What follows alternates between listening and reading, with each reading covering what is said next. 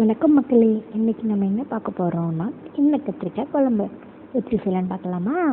First கடாயை எடுத்து வச்சுக்கோங்க.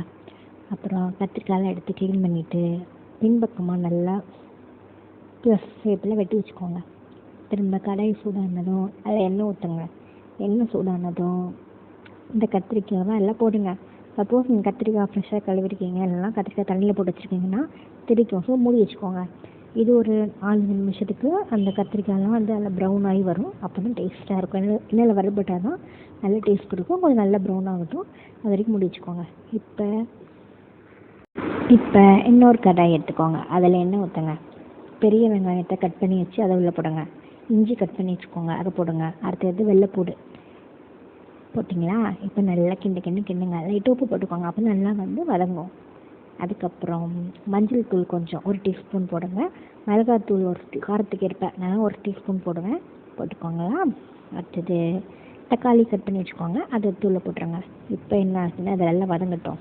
வதங்கி கொஞ்சம் ரெடி ஆனணும் எடுத்து மிக்ஸி ஜாருக்கு ஆறுன பண்ணி வச்சு மிக்ஸி ஜாருக்கு மாற்றுங்க.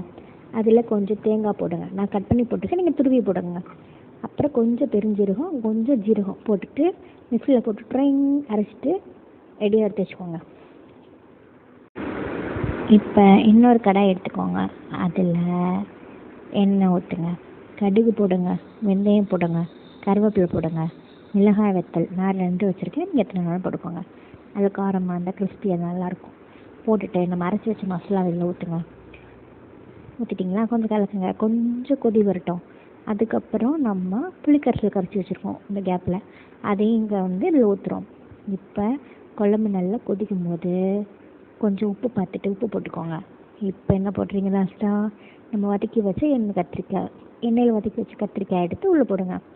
இது ஒரு 2-3 நிமிஷம் போச்சா போதும், எல்லாமே சூப்பராக வந்துடும். இப்போ எடுத்து டேஸ்ட் பண்ணி பாருங்கள், செம்ம டேஸ்ட்டாக இருக்கும். உங்கள் வீட்டில் இன்றைக்கி குழம்பு சட்டி காலியாகிறதுக்கு நான் கொஞ்சம் ஒரு துண்டு வெல்லம் ஆட் பண்ணிக்கோங்க. உங்கள் குழம்போட டேஸ்ட்டு இன்னும் அழகாக டேஸ்ட் தூக்கி கொடுக்கும். நன்றி, பை. லைக் பண்ணுங்கள், கமெண்ட் பண்ணுங்கள், சப்ஸ்கிரைப் பண்ணுங்கள். டாடா.